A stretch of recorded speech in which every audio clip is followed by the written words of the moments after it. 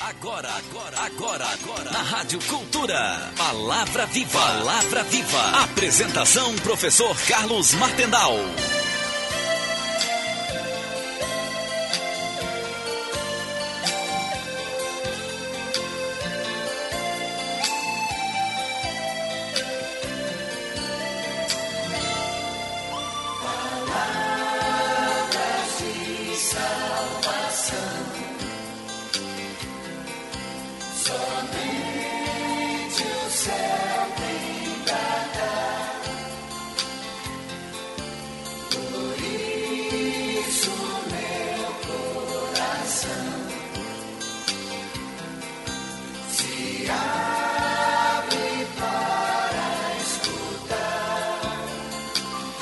Bom dia, amigos que às quartas-feiras acompanham Palavra Viva pela Rádio Cultura.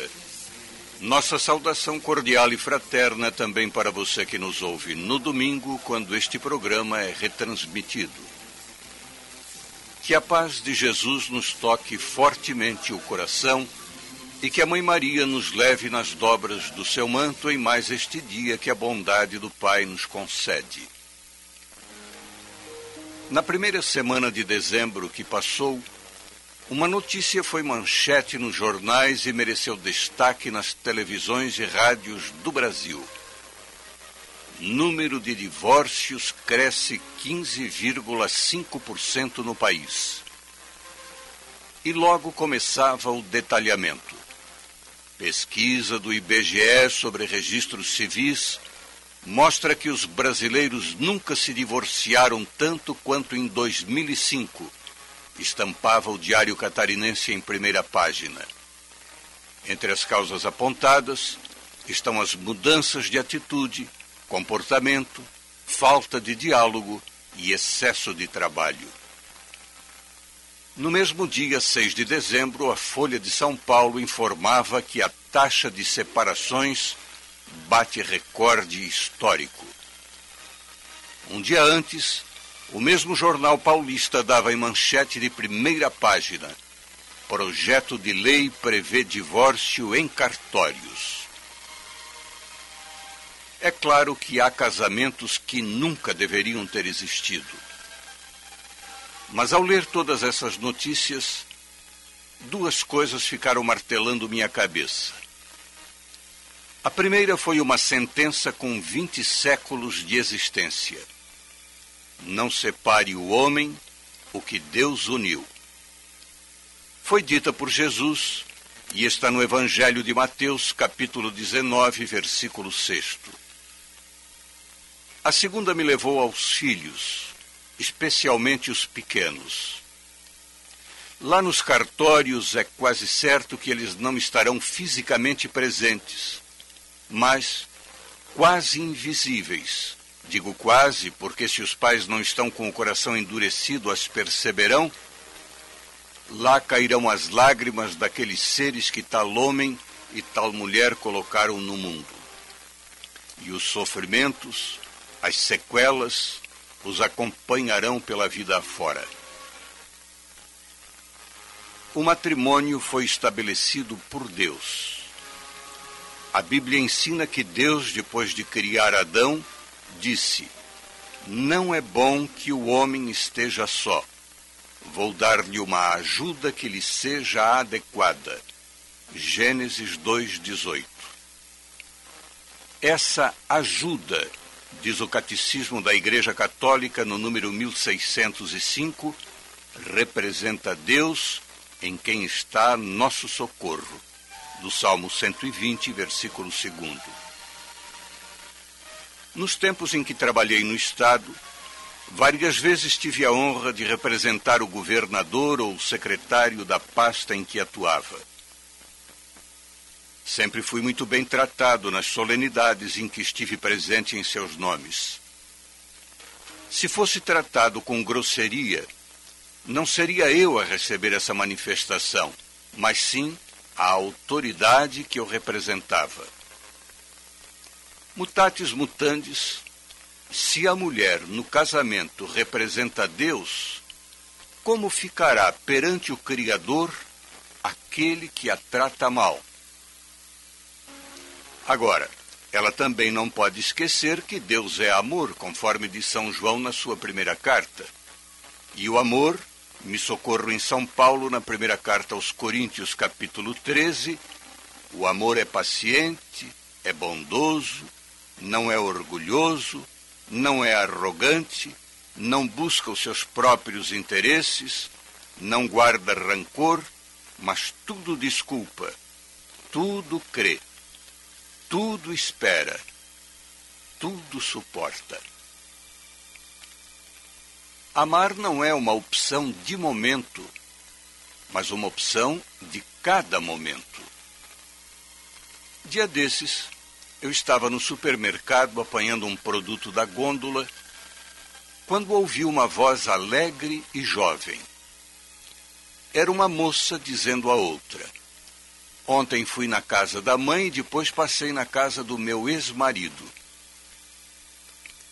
Confesso a minha surpresa quando, olhando para a dona daquela voz, vi uma mulher lá com seus 20, 21 anos citando. Desculpem, não quis nem devo julgar, mas pareceu-me que falar em ex-marido dava-lhe status. Ali estava, sem dúvida, alguém que fizera uma opção de momento, mas não de cada momento. Ali estava alguém que casou quando ainda não estava preparada para casar, não estava madura.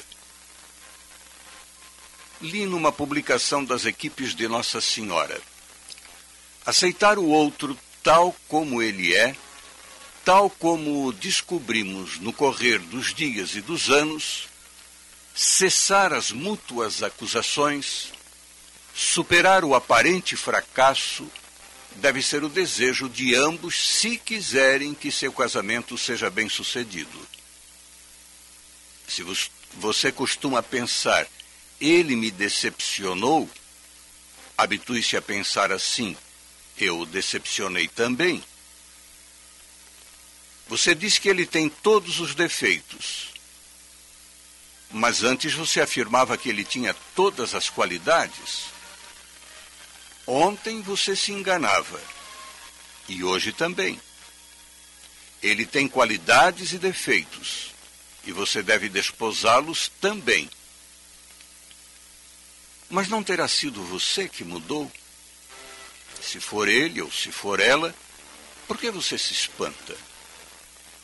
Foi com um ser vivo que você se casou, e não com uma imagem parada. Amar um homem, amar uma mulher, é amar sempre um ser imperfeito, um pecador, uma pecadora. Mas se você amar esse ser verdadeiramente, você o curará, você poderá salvá-lo. Não existe casamento perfeito. O máximo que um casal consegue é um casamento quase perfeito.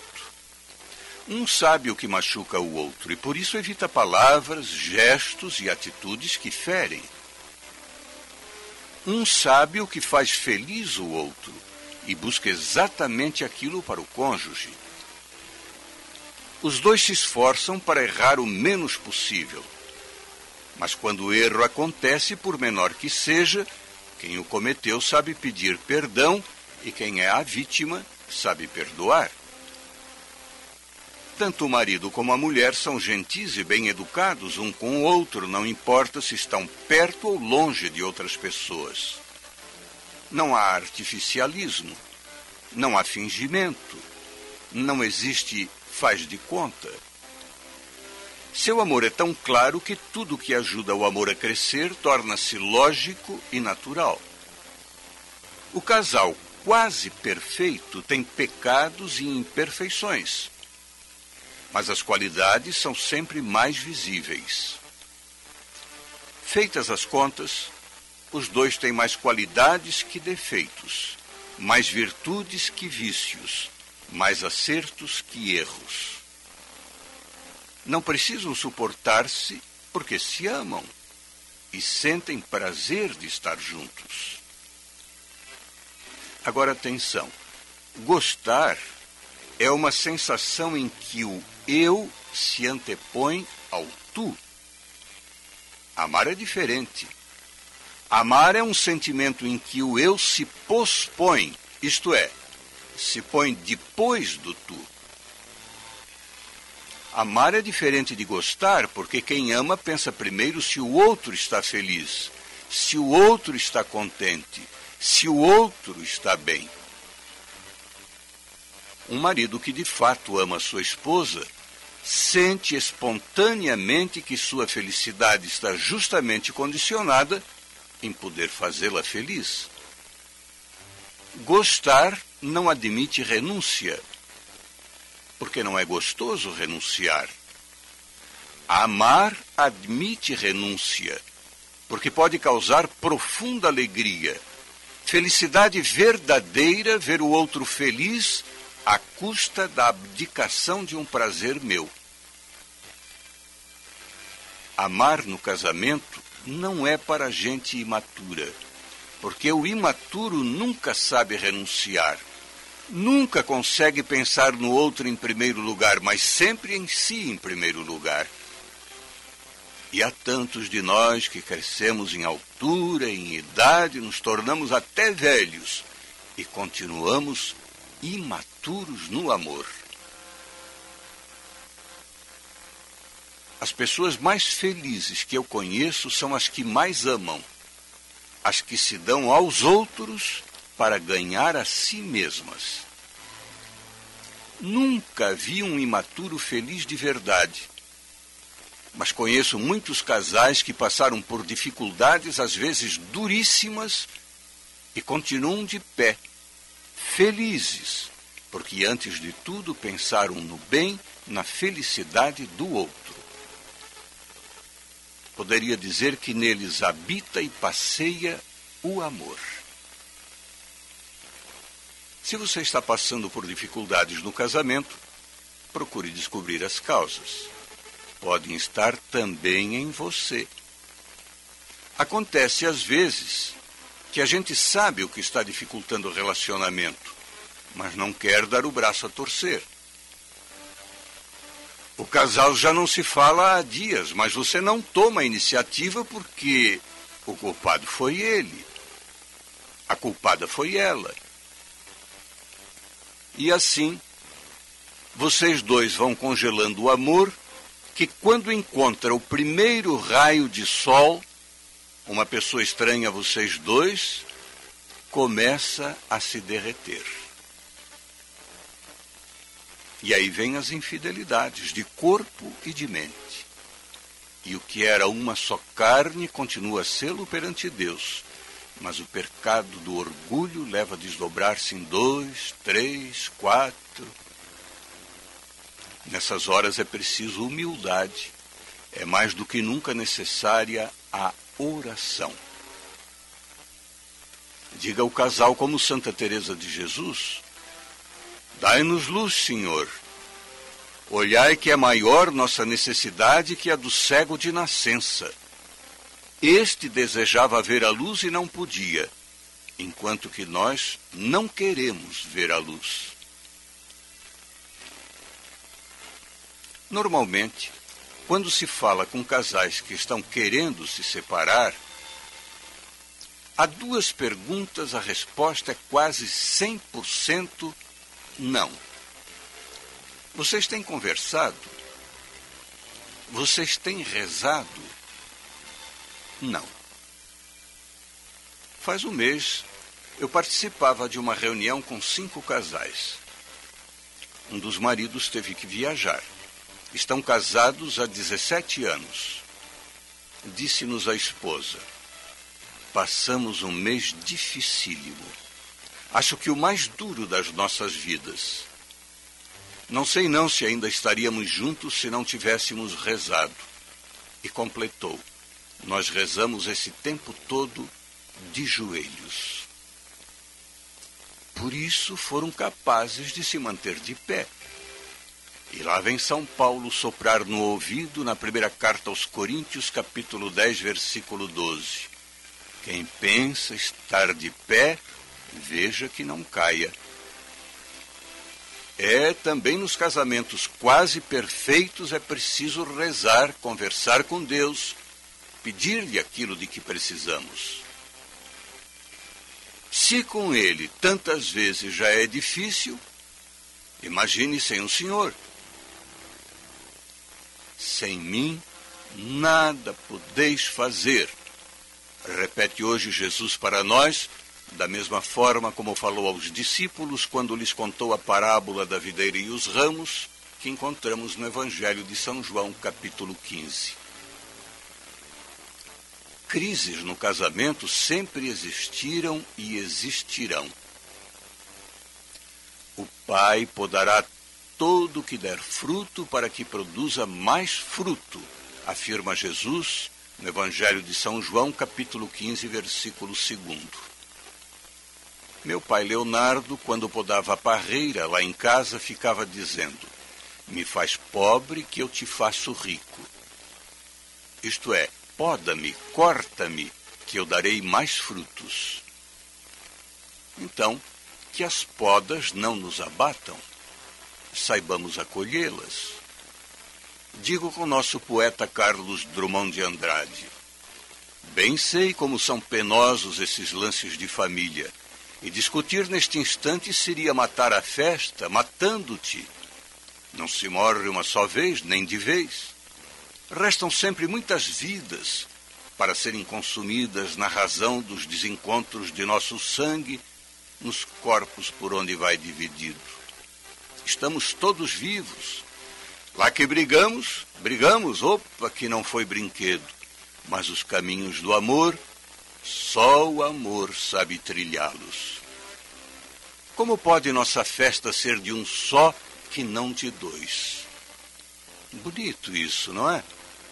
Os caminhos do amor, só o amor sabe trilhá-los. Como pode nossa festa ser de um só que não de dois? Jorge de Lima, alagoano que faleceu no Rio de Janeiro em 1953, foi médico e um de nossos grandes escritores, tendo se convertido ao catolicismo em 1935. É dele o poema Pelo voo de Deus quero me guiar. Penso que o marido poderia dizer a mesma coisa à sua mulher e a mulher ao marido, pois ambos são a presença da vida de Deus em suas vidas. Ouça. Não quero aparelhos para navegar. Ando naufragado, ando sem destino. Pelo voo dos pássaros quero me guiar. Quero tua mão para me apoiar, pois pela tua mão quero me guiar. Quero o voo dos pássaros para navegar. Ando naufragado, ando sem destino. Quero teus cabelos para me enxugar. Não quero ponteiro para me guiar. Quero teus 2 braços para me abraçar. Ando naufragado. Quero teus cabelos para me enxugar. Não quero bússolas para navegar. Quero outro caminho para caminhar. Ando naufragado. Ando sem destino. Quero tua mão para me salvar. A Cida e eu andávamos sempre de mãos dadas. Nunca caímos. Tropeçar, sim, mas cair, nunca. Nós nos amparávamos. Serve como figura também para a vida espiritual, para a vida moral, para a vida afetiva. Nossa mão, símbolo do nosso coração, da nossa vida, ajudava um ao outro em todas as encruzilhadas. Talvez você, que anda com dificuldades no casamento, também necessite dizer ao seu cônjuge: eu preciso de ti, da tua compreensão, do teu carinho. Eu quero a tua mão para me salvar. E diga isso, ou melhor, digam isso os dois a Deus. Nós precisamos de ti, Senhor. Queremos a tua mão para nos salvar. E o Senhor, rico em misericórdia, virá salvá-los. É preciso buscar a humildade, transmiti-la aos que vivem conosco. Dia desses, minha filha Sandra emprestou-me um livro interessante que ganhou de sua irmã Raquel. Criando Meninos, da editora Fundamento. Lá pelas tantas, lê-se: sempre que você for maltratado por um jovem, levar um encontrão de quem está praticando skate, ouvir uma palavra áspera de um vendedor ou tiver a sua casa arrombada, é sinal de que está diante de alguém que não aprendeu a lição da humildade.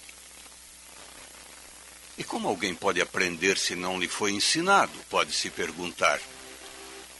A humildade do marido em reconhecer o erro e pedir perdão, a humildade da mulher em reconhecer o erro e pedir perdão. É assim que se caminha no amor, é assim que se educa um filho, uma filha. Depois, quanto casamento em que se fala, mas nunca se ouve, portanto não se dialoga. Ouvir é uma arte, um dom. Saber ouvir, ouvir com o coração, é um presente que se dá e valioso a quem está necessitado de se abrir, de desabafar. Anita Godoy escreveu no Jornal da Diocese de Blumenau deste mês uma reflexão muito interessante. Diz assim: escutar é uma coisa muito difícil. Às vezes, o interlocutor fica horas falando, mas a gente não ouve. Ficamos perdidos nos pensamentos interiores de tudo que conhecemos e não deixamos entrar uma ideia nova. Para poder escutar, é preciso aquietar o pensamento. Você já reparou que a gente só entende quando entra o coração? Falou com o coração, a gente gosta. Mas se o coração estiver preso na angústia, na ansiedade, revoltado com a vida, ele não escuta. Coração zangado fecha os ouvidos e embaça os olhos. Coração aberto abre os ouvidos, os olhos, a alma, e a gente escuta de corpo inteiro. É linda a força que tem o coração. A gente só escuta quando ele está leve. Se está pesado, a gente oscila, angustiado, de pensamento em pensamento. A gente quer brigar, discutir, não concorda com nada. O coração, por incrível que pareça, abre e fecha, abre e fecha, abre e fecha. Quando você está leve, bem disposto, ele abre. Quando abrimos o coração, temos uma nova visão da vida. Não podemos mais ter mágoas, rancores e ressentimentos em nossos corações e nas nossas vidas. Libertemo-nos deles e sejamos felizes. Vem-me à memória a figura de Cafu erguendo a taça quando o Brasil se sagrou pentacampeão do mundo. Naquela hora tão importante, o clímax, o ponto mais alto, por certo, de sua vida profissional de jogador de futebol, ele ofereceu tudo a Regina, sua esposa. Que forma bonita de dizer eu te amo, eu te agradeço, eu sou feliz porque tu estás comigo. Quando o Bernardinho se tornou técnico campeão, bicampeão, não foi, no vôlei recentemente, a quem ele se referiu emocionado, ele que é um durão de marca maior? A sua querida esposa, tão longe dele fisicamente naquele momento, tão dentro do coração, no entanto. Porque nessa hora quem fala é o coração. Quando Virgílio, o mais célebre dos poetas latinos, trata na sua imortal obra Eneida, da fundação de Cartago, por Dido, diz: Dux femina facti, o que significa o chefe da façanha é uma mulher. Quanto bem faz uma mulher a seu marido? E também, infelizmente, quanto mal pode fazer, e vice-versa. No Talmud, um dos livros básicos da religião judaica, lê-se: se tua mulher é baixinha, abaixa-te e cochicha-lhe ao ouvido. Vou repetir. Se tua mulher é baixinha, abaixa-te e cochicha-lhe ao ouvido. Deu para entender a mensagem, não? Na bonita obra Caminho de Perfeição, Santa Teresa de Jesus diz assim: o que ela diz da mulher aplica-se ao homem, evidentemente. A mulher, para ser bem casada, se o seu marido está triste, deve mostrar-se triste. E se ele está alegre, ela, ainda que não o esteja, há de mostrar-se alegre. É o que, em outras palavras, dizia São Paulo aos Romanos, tratando da caridade fraterna, do amor entre irmãos. Alegrai-vos com os que se alegram, chorai com os que choram. Romanos 12:15. Agora, no mês de dezembro, ao sagrar-se campeão do mundo no Japão com o time do Internacional de Porto Alegre, Abel, o técnico, disse em entrevista ao Globo Esporte: meu pai e minha mãe foram os grandes campeões da minha vida. Eu espero ser o mesmo para os meus filhos. Que bom um filho ser assim reconhecido. Que bênção um filho ter pais assim. Que dádiva os pais terem um filho como Abel. Como é bom ter uma família. Como é bom. Rezo com vocês agora a oração do casal. Entre tantas que existem, esta me agrada muito. Você rezaria comigo? Senhor, fazei que partilhemos a vida como verdadeiro casal, esposo e esposa. Que saibamos dar um ao outro o que temos de melhor em nós no corpo e no espírito. Que nos aceitemos e nos amemos como somos, com as riquezas e as limitações que temos. Cresçamos juntos, sendo caminho um para o outro. Saibamos carregar o fardo um do outro, encorajando-nos a crescer sempre no mútuo amor. Sejamos tudo um para o outro. Nossos melhores pensamentos, nossas melhores ações, nosso melhor tempo e nossas melhores atenções. Que encontremos um no outro a melhor companhia. Senhor, o amor que vivemos seja a grande experiência do teu amor. Cresça, Senhor, em nós a mútua admiração e atração, a ponto de nos tornarmos um só, no pensar, no agir e no conviver. Para que isso aconteça, estejas tu entre nós. Então seremos eternos namorados. Amém.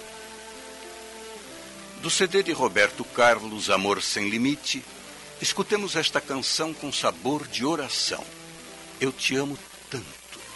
Procuremos transformar a letra em vida. Pode mudar muita coisa. E lembremos-nos, a iniciativa é a mãe dos resultados.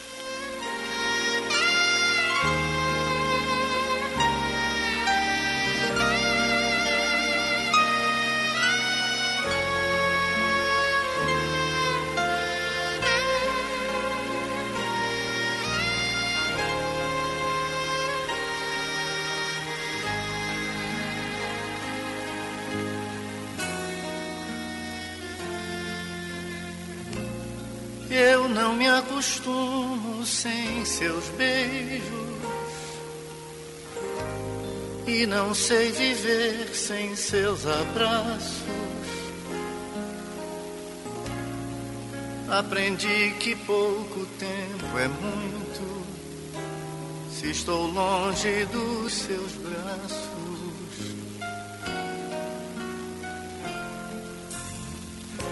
E por isso eu te procuro tanto e te telefono a toda hora pra dizer mais uma vez te amo, como estou dizendo agora.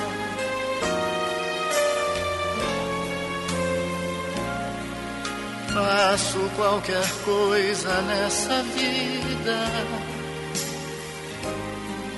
pra ficar um pouco do seu lado. Todo mundo diz que não existe ninguém mais apaixonado.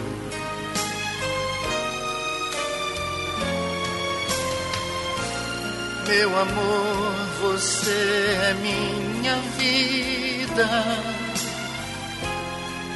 Sua vida eu também sei que sou. Cada vez mais juntos, quem procura por você sabe onde estou.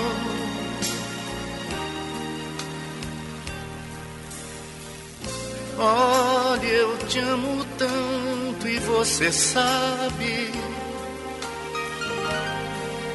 Sou capaz de tudo se preciso, só pra ver brilhar a todo instante no seu rosto esse sorriso.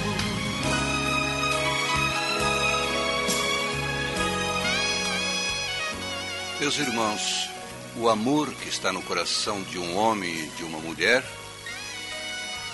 foi Deus quem lá o colocou desde toda a eternidade. Você que é casado, que é casada, viva este amor de Deus em sua vida. Obrigado, amigos, que acompanharam mais esta edição de Palavra Viva pela Rádio Cultura. Até quarta-feira que vem às 8h30 e no domingo ao meio-dia, se Deus quiser. Palavras de salvação, somente o céu tem pra dar. Por isso meu coração